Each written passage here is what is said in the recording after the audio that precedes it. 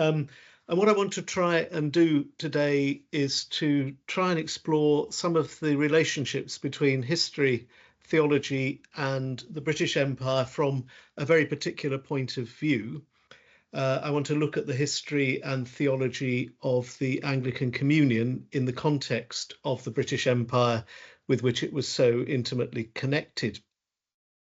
I'll try and offer a few examples of why the study of history is important, especially to theologians, to Christians, who make the bold claim that God was incarnate at a particular time and place.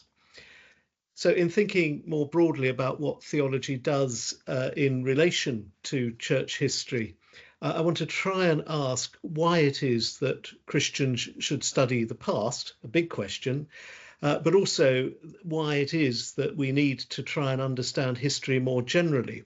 And I'll do so in the light of the so-called culture wars that have come to dominate political discourse on both sides of the Atlantic, and not least in the fallout of the election of President Trump.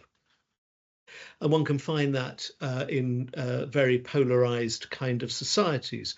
I don't think Britain is quite as polarized as the United States, but certainly there is this labeling of certain things like women's rights, minority rights as what they call woke by conservatives, and that has had quite an effect on political discussion in recent years, as well as efforts to try and cancel, as we say, certain historical figures or remove monuments and that kind of thing.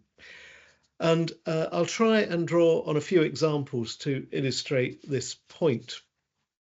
Now, first of all, is something that came about in the fallout 5 years ago now from the murder of George Floyd by the policeman in Minneapolis, which was May 2020. Following that, there were a large number of demonstrations in Britain. One of them took place in Bristol, which is a large port city in the west of England that a few hundred years ago was the centre of the slave trade. On the 7th of June 2020, a large bronze statue was taken off its plinth and was thrown into Bristol Harbour.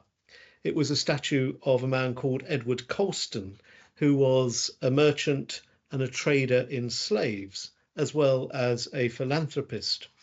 He was from the late 17th, early 18th centuries. The statue itself had long been the subject of controversy. Edward Colston was acting in some ways as a lightning rod for highly charged attitudes about race, history, and public memory. In January 1998, the statue had been defaced, and 10 years later, in 2008, on the abolition of the slave trade in the British Empire in 1807, it was covered in human blood. Then in 2017, an organisation was established which was called Countering Colston, and that sought to challenge the cult of Colston, of Edward Colston in the city. The main concert hall in Bristol was named after Edward Colston.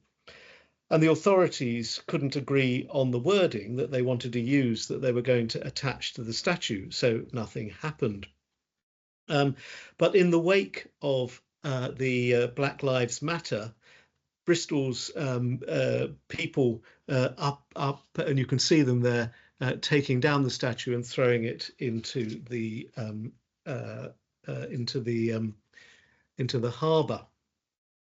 And this is what it looked like after it had been taken down from its plinth just in that summer.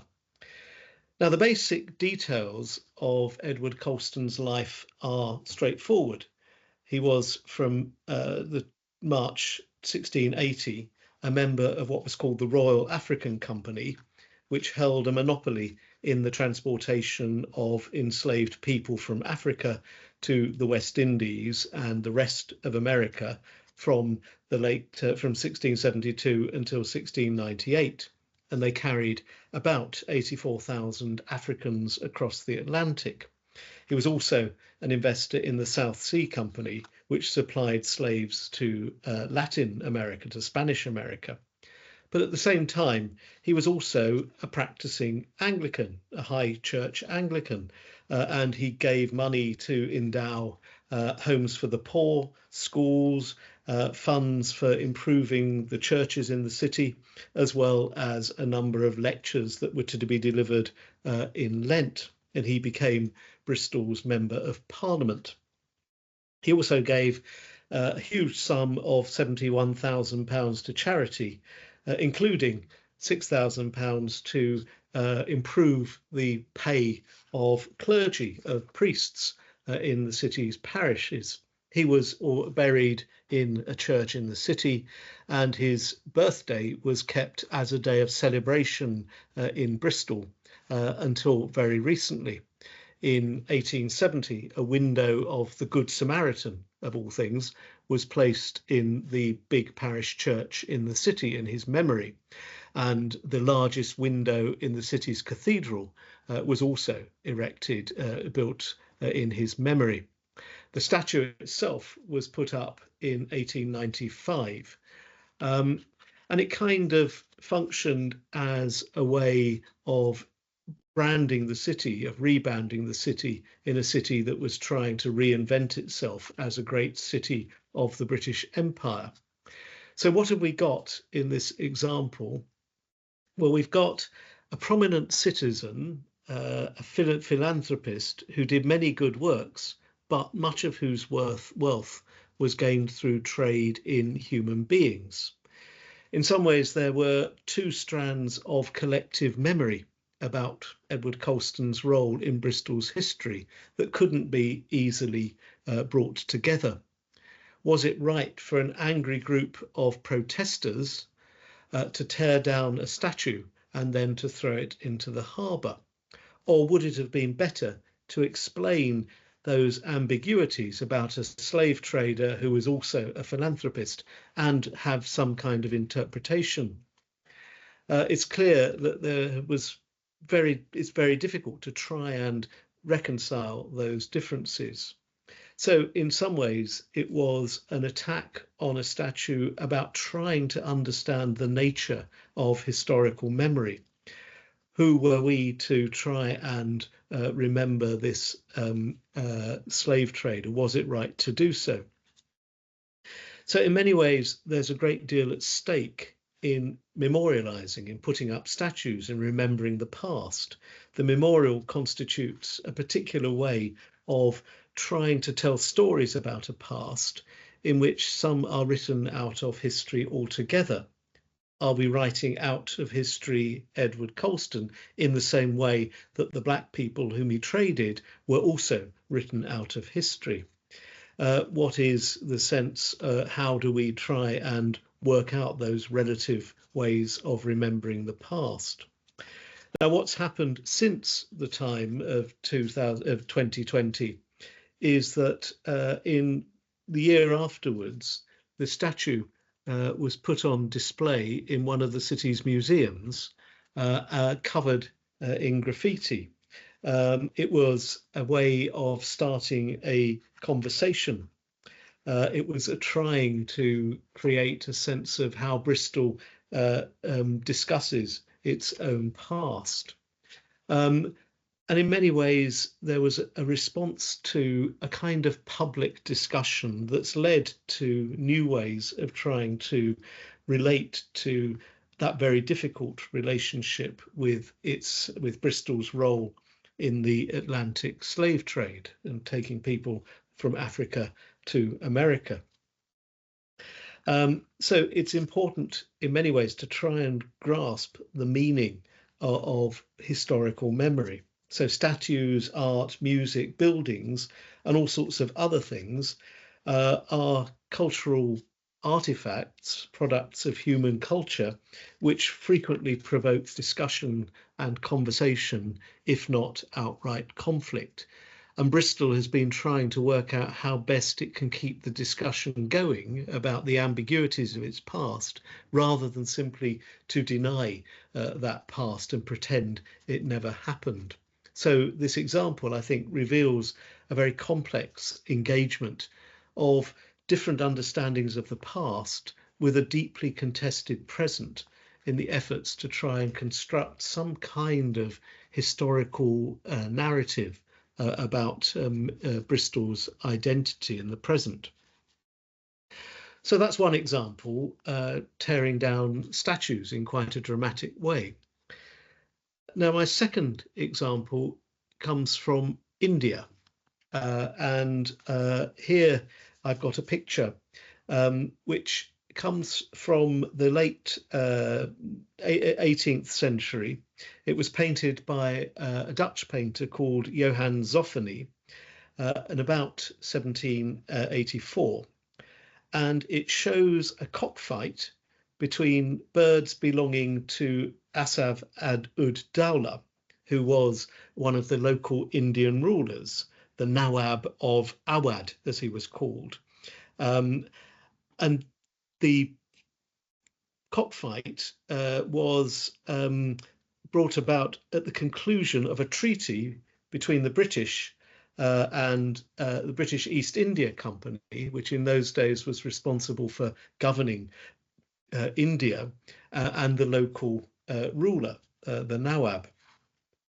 And it's I don't know how well it comes over on the screen, but it's an extremely busy painting with about 90 people, some of whom can be identified. It was painted in India when Britain was really beginning to assert its authority, and it was commissioned to commemorate a real event. It presents a really very complex picture of life in early imperial India. One commentator writes about the picture. It reveals the tensions, the kind of cosmopolitanism and the critical multiculturalism of late 18th century Lucknow, now in northwest India. So here we have a ruler, a puppet ruler, if you like, who came under the authority of the British, making an extravagant display to a company official from the British East India Company. So what one might ask is, does the picture represent the relations between the two sides accurately, or is it something else? If you look at it carefully, are most of the Indian observers passive in the face of British rule? Is the local ruler, the Nawab, really a powerless subject? Or is it another early example of cultural exchange, what we call hybridity, as different cultures feed off one another? Again, it's a picture of a blood sport that was not long afterwards outlawed in England. And does that indicate something of how the British understood the barbarity of India? Of course, there's no answers to those questions, so one has to think about it for ourselves. And it's fascinating, I think, as a historian, that the artists called the particular work a historical picture. It was a picture that told a story. And the word historical there is important. All that history is another word for story. And of course, stories contain interpretations that are brought together by the storyteller. So in this picture, it's very explicit, but there's also a story surrounding the statue of Edward Colston as well. What story were the city fathers of Bristol trying to tell when they put up that statue at the end of the 19th century? All it says on the statue is erected by the citizens of Bristol as a memorial of one of the most virtuous and wise sons of their city. The commemoration was presumably something to do with the rebuilding of the city at the height of the empire, as it sought to reinvent itself as a great city of trade. It was unveiled by the city's bishop and mayor. Nobody remembered much about his involvement in the slave trade until the 1990s. So the removal of the statue was in part a challenge to the kind of civic pride that was both propaganda for a kind of the greatness of Bristol, as well as a means of countering a growing working class resistance to centuries of government by the elite at the end of the 19th century. Now, those examples, I think, show that historical stories are frequently told by those who hold the power. It's fairly obvious. And it's important to note that the painting of the cockfight was commissioned by Warren Hastings, who was the Governor General of Bengal, of India, who described Lucknow as the city as a sink of iniquity, a terrible place. And we might therefore assume it's highly likely that the scene attempts to degrade Indians. But again, it's a more complex picture. Another version of the same painting was owned by the Nawab himself, whose own power was exercised in a very complex relationship with the early rule of the British Empire. So there was more than one way of being cosmopolitan. There is a kind of cosmopolitan empire there already. The Mughal Empire, the great Muslim empire, meant that the production and collection of art was in some ways a kind of space that was created between Europeans and Indians, going one across the other. Again, that points to a very complex set of identities that relate the British Empire and those who dwelt within the British Empire, in this case, in India.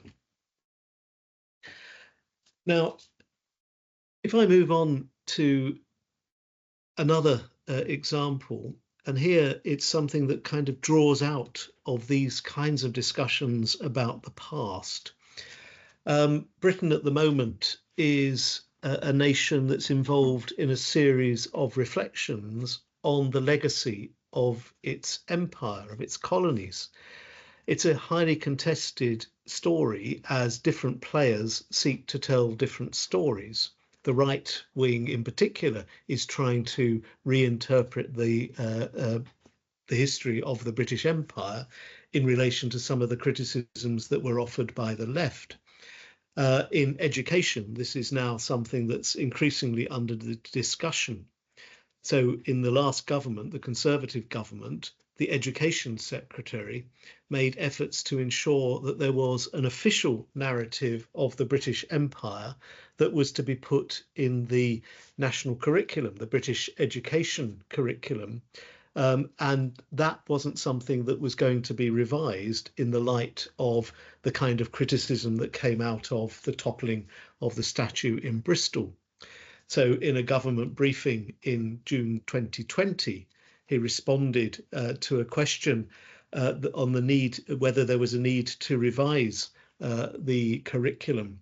And he, in response to that, thought that there was no sense in which we needed to nuance our understanding of the past. The guidance on the teaching of the national curriculum explained that teaching about partisan political views, such as some of those associated with Black Lives Matter, should not be countenanced. Interestingly, the only partisan political views that they thought were those that came out of the criticism of the statue in Bristol. All that this shows is that there were complexities in these examples from the history of the British Empire and its afterlife. And in some senses, it's good to try and think through about how these fairly obvious examples from the past relate to some more complex examples that we can look at from church history. So at the moment, I've just looked at what we might call secular history. The church is obviously an organisation, an institution that's very much involved in the history of empire, at least the Anglican Communion is. And in many ways, the Roman Catholic Church is equally involved in empires across the world through as long as there have been empires across the world. Now, the Anglican Communion was obviously a church that was closely connected with the growth of the British Empire. And it's formed the Anglican Communion has formed a key part of what I've researched over a very long period. And what's become increasingly clear to me is that many of the theological principles that emerge in the shaping of the Anglican Communion are themselves products of historical judgment that one needs to grasp through looking at the lens of empire, through the lens of empire. The British Empire affects the way that the Anglican Communion understands itself and has understood itself right through its existence.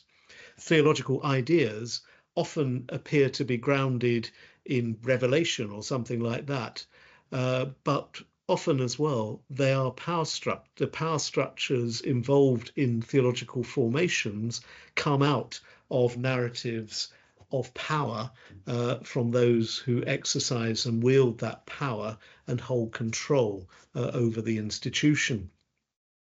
So if the task of the church historian is to try to tell stories about earlier generations, it seems to me to be obvious that there are different ways of telling the same story, even when that story can be understood simply as a theological truth. And I'll try and demonstrate that with my third example, and this one comes from the Anglican Communion just over 100 years ago. So let me move on to my next slide. Shortly after the end of the First World War, the bishops of the Anglican Communion, there were about 300 of them at the time, gathered for what was called the Lambeth Conference of 1920. This takes place in the home in London of the Archbishop of Canterbury, the senior bishop in the Church of England and the head of the Anglican Communion. That particular meeting has gone down as one of the key moments in ecumenical history. In particular, it held out a hope for future reunion because a letter was written that was addressed to all Christian people. An appeal was made to try and encourage non-Catholic churches to try and bring them all together, if you like, as a kind of global communion in response, in many ways, to the kind of breakdown of society during the First World War. It marked a very important stage in the growth of the great united churches of the Indian subcontinent, like the Church of South India and the Church of North India later. And those were fully expressed with the creation of the Church of South India in 1947. It also acted as a spur to the informal conversations between Anglicans and Roman Catholics at Malines in Belgium through the 1920s, which in many ways set the agenda for the kind of ecumenism that took place after the Second Vatican Council. So the 1920 Lambeth Conference was extremely important in the development of Anglicanism in relation to the other churches. But what's surprisingly understudied is the relationship of ecumenism, especially this kind of ecumenism, to the international political developments of post-First World War Europe. The Lambeth Conference took place after one of the bloodiest conflicts of all time, when Christian civilization in Europe had appeared to tear itself to pieces, and where repercussions were felt far beyond Europe in many parts of the world that had been deeply affected by European imperialism. They were part of the accompanying Christian mission. So it's important to look at ecumenism in relation to the kind of international relations that took place after the First World War and what they say about the nature of the British Empire in relation to its own understanding of power and identity.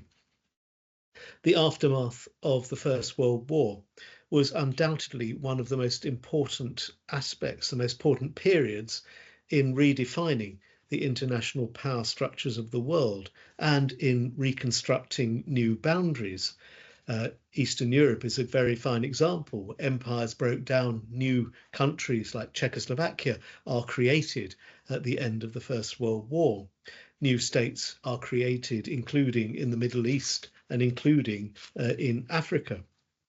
The principles for reconstruction also lead to a new way of understanding relations between the nations, what resulted in the League of Nations. Now, that new form of international relations is well illustrated in the letter that was produced at the Lambeth Conference. They talk about the idea of desiring fellowship, the need to come together, for churches to come together. The world has torn itself apart, and as an example to the world, the churches need to come together in new fellowship. And all Protestant churches ought to be coming together to bear witness to the unity of all peoples across the world. And what was offered was a sense of a new outlook. So all of those who profess to call themselves Christians might be able to come together on the basis of the Bible and the creeds and the sacraments. And once they did that, then unity would be achieved once the kind of Anglican episcopate, the Anglican bishops, had been brought into a relationship with those other churches. That's eventually what happens in the Church of South India.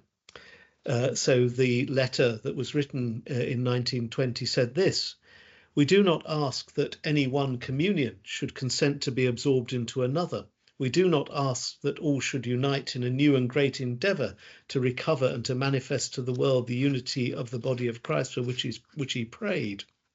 So we do ask that all should unite in a new and great endeavour to recover and to manifest to the world the unity of the body of Christ for which he prayed.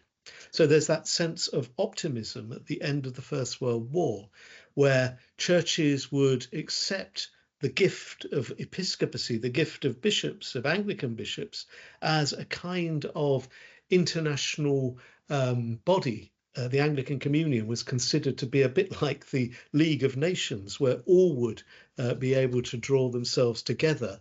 The gift of bishops was part of the idea of a gift of liberal democracy that was to spread across the world.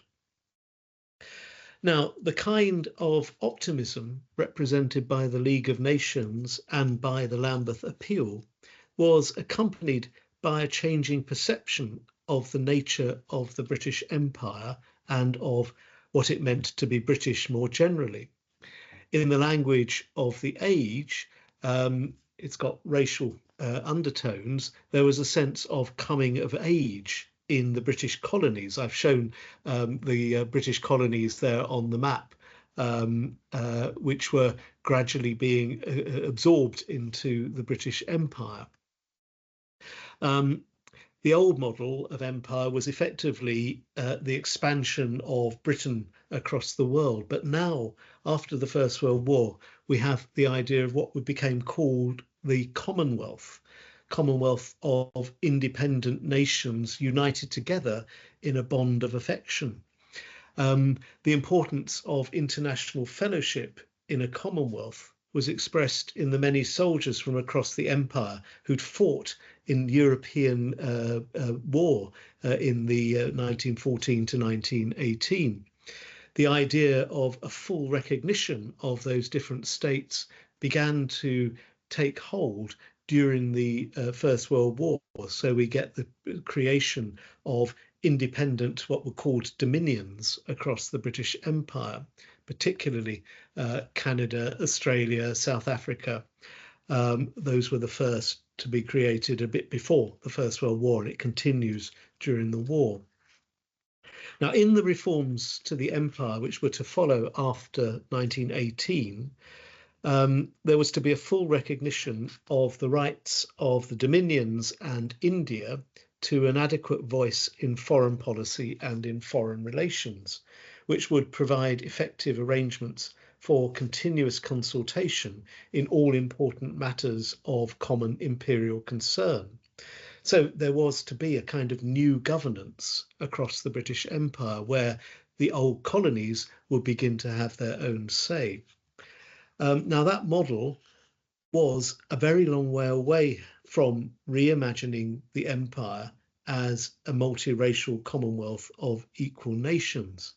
So India might have been mentioned as potentially capable of self-government, but other territories across the empire in Africa were not regarded as having achieved what was called a sufficient level of civilization to be entrusted with self-government. Now, how does that understanding relate to the Anglican Communion? Now, in that context, it's important to note, I think, that the Lambeth Conference of 1920 contained bishops who'd come from right across the world. So there were bishops from Japan, from Hawaii, from southern Brazil. It wasn't really a multicultural gathering at all. So there were, as I say, in fact, 252 bishops turned up. And of those bishops, only 3 were not white men of European descent. But only one of those was a diocesan bishop. And of them, there were only 2 Africans. The Anglican churches had started growing very rapidly in Africa at the end of the 19th century, beginning of the 20th century, and yet there were still only 2 African bishops in 1920.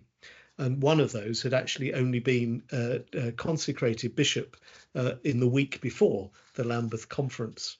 The only other non-white bishop was a bishop, a diocesan bishop in India, V.S. Azariah. He became one of the great bishops of the Church of South India. Now, many of the bishops, especially in Africa, were effectively still missionary bishops, answerable solely to the Church of England and in other places to the American Episcopal Church. Self-government was not something they'd been granted, so the only places that had self-governing Anglican churches were the white churches in South Africa, in Canada, Australia and New Zealand. So to all intents and purposes, even though the Anglican Communion covered the whole world, to all intents and purposes, the Lambeth Conference was effectively an English and American, wholly English and American gathering. So the internationalism of the post-war settlement made use of a form of language that emerged in the late 18th century. So the mandate system, as it was called, talks about the idea of trusteeship, where so-called civilized nations, places like Britain or France, were to govern nations for their own benefit until such time as they could be entrusted with their own government. And that's what happens at the end of the First World War. In places that had hitherto had German governments, they were handed over to Britain or France after the First World War. And in all that, there is an inherent racial and cultural exclusiveness.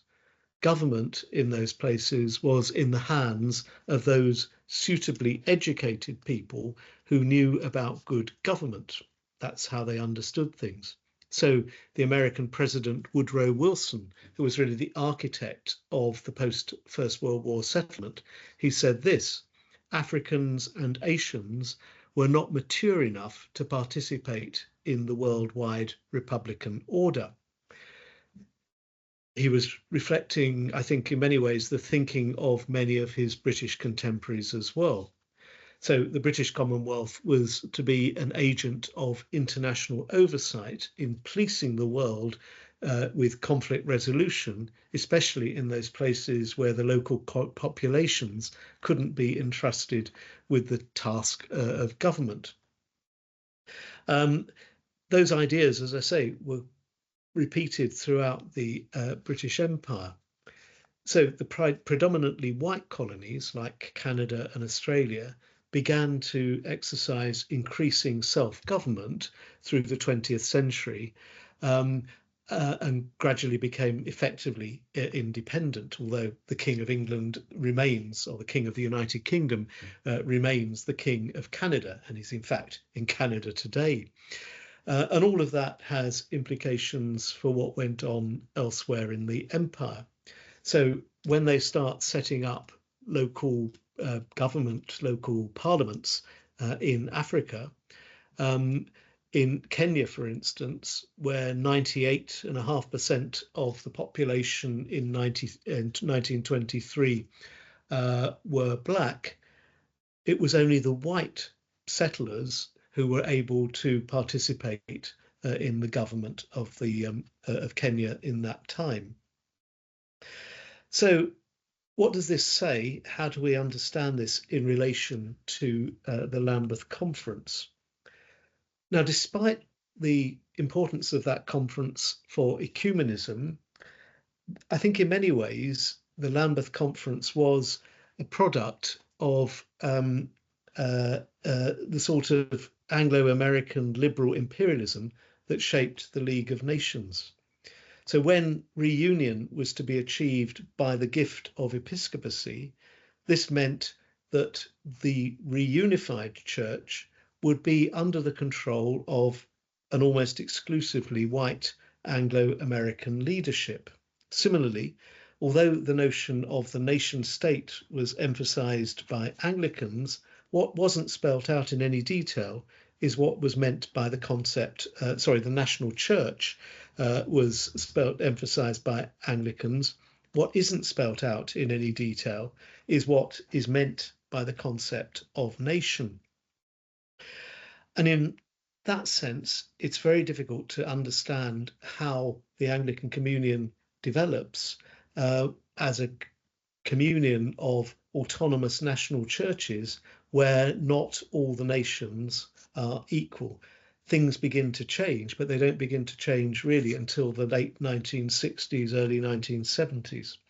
So who was to be included as, if you like, the grown-ups, those who were considered to be mature enough to be able to express their own national church identity? So how are we to move on from all this? I think the vast majority of bishops at the time in 1920 shared a kind of educational, political, cultural outlook. They were all formed in the same kind of educational system, and in that sense they simply understood how they needed to govern the world and needed to govern the church.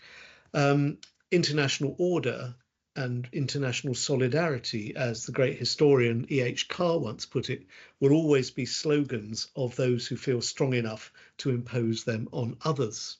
So ecumenism in 1920, as discussed by the Lambeth Conference, can be read in one way as a great opening up of the church to a new international fellowship, but on the other hand also a way of trying to impose the power of Anglo-American culture on the world, on the church throughout the world. So just a few conclusions. Now, what does all this say about the role of the historian in trying to tell the story of the church? In this case, trying to tell the story of my own Anglican church. Well, quite clearly, it shows that the same set of events can be understood in very different ways. So what can be understood from one perspective as the triumph of ecumenism, and it undoubtedly led to huge ecumenical progress, can also be understood from another perspective as the story of the imposition of a particular set of Anglo-American cultural values on a church that had been planted in many different contexts and cultures. And the first two examples from outside the church reveal something similar. Different people tell the story in different ways, and there are many complex interactions taking place throughout history.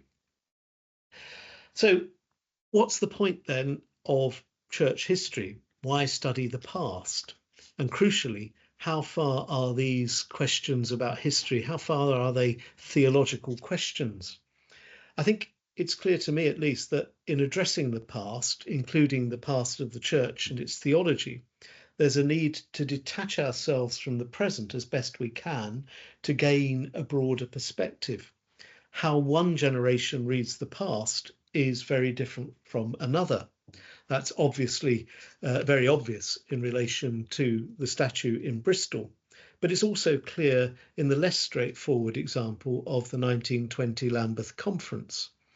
Even though the past obviously cannot change, the stories that we tell about the past do change, and they change quite rapidly.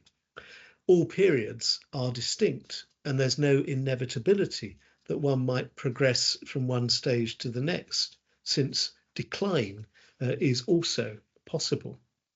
So that, I think, leads to just a few comments before I open up. Now, lots of British imperialists through the 19th century recognised that decline was possible. After all, they'd studied Roman history, they saw the Roman Empire collapsing, but so many couldn't ever understand, couldn't countenance the idea that their own civilization was anything other than the most advanced civilization of their time. England had reached its golden age, and consequently it could assume the role of helping to advance civilization throughout the world as it came to increasing maturity, just as Rome had done before. So here's a quote from a great Victorian theologian, a writer called Julius Hare in 1851. The two great witnesses to civilization, he said, are Rome and England. Both indeed had to pass through diverse critical trials when the willfulness and selfishness of man tried to suspend and arrest the organic development of the constitution, and Rome at last perished when that development seemed to have become a practical impossibility, but each is the witness for true political wisdom. Rome in the ancient world, England in the modern. So the British Empire was seen as the new Rome. That was the story that people were telling themselves in the 19th century, including in the church. England with its empire had become the new Rome at the height of its powers and had to be defended lest it too should collapse into barbarism as Rome had done beforehand. So England and its church was now entering the final stage of maturity. It was a flowering of the great culture. It would act as an example then to other nations as it bore what was understood as the civilizing message and simply couldn't be allowed to decline. But that, of course, is hubristic. It's likely to lead to a collapse, and it points to the need for church history as something that always has a theological dimension.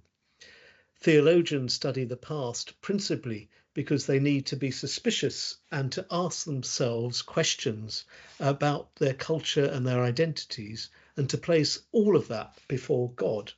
So they draw themselves into a conversation between the past and the present and God.